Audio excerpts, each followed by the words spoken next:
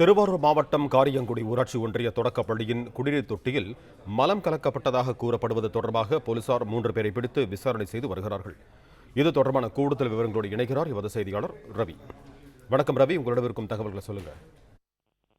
வணக்கம். திருவாரூர் மாவட்டம் காரியாங்குடி கிராமத்தில் உள்ள இந்த அரசு தொடக்கப் பள்ளியில் சுற்றுப்புற கிராமங்களைச் சேர்ந்த 30க்கும் மேற்பட்ட மாணவ மாணவிகள் கல்வி பயின்று வருகின்றனர். இந்த நிலையில் இப்பள்ளியில் காலை உணவு திட்டத்தில் சமைப்பதற்காக சமையலர்கள் வந்து பார்த்தபோது சமையலறை சூறையாடப்பட்டு பள்ளியில் உள்ள பிளாஸ்டிக் குடிநீர் தொட்டி என்பது உடைக்கப்பட்டு அதில் மலம் கலக்கப்பட்டிருப்பது தெரிய வந்தது.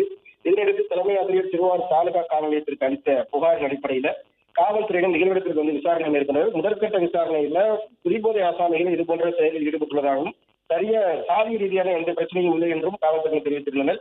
அதனைத் தொடர்ந்து மாவட்ட முதன்மை கல்வியில் உள்ள துணை காவல் கண்காணிப்பாளர் ஆகியோர் சம்பந்தப்பட்ட பள்ளியில் நேரடியாக ஆய்வு நடத்தினர். அதனைத் தொடர்ந்து சந்தேகத்திற்கு இடமான 3 நபர்களை தற்போது காவல்துறையினர் பிடித்து விசாரணை மேற்கொண்டு வருவதாக மாவட்ட காவல் கண்காணிப்பாளர் கரும் கரட் தெரிவித்துள்ளார். அரசு பள்ளி குடிநீர் தொட்டியில் மலம் கலந்த விவகாரம் வந்து பெரும் அதிர்வுகளை ஏற்படுத்திய நிலையில செய்தியாளர்களை சந்தித்த மாவட்ட ஆட்சியர் மோகனச்சந்திரன் இந்த குற்றம் ட்ரெஸ்பாஸ் வேண்டலிசம் என்கிற அத்துமீறி நுழைந்து வன்முறை கிளர்ச்சியில் ஈடுபடுதல் முறையில் நடந்துள்ளதாகவும் இதுகுறித்து மாவட்ட முதன்மை கல்வியாளர் துணை காவல் கண்காணிப்பாளர் சம்பவத்தில் விசாரணை மேற்கொண்டு வருவதாகவும் மேலும் மாவட்ட கண்காணிப்பாளர் தலைமையில் தொடர் விசாரணை நடைபெற்ற பிறகு உண்மை நிலை என்னவென்று தெரிய வரும் என்றும் சம்பந்தப்பட்ட குற்றவாளிகள் மீது உரிய நடவடிக்கை எடுக்கப்படும் என்றும் மாவட்ட ஆட்சியர் தெரிவித்துள்ளார்.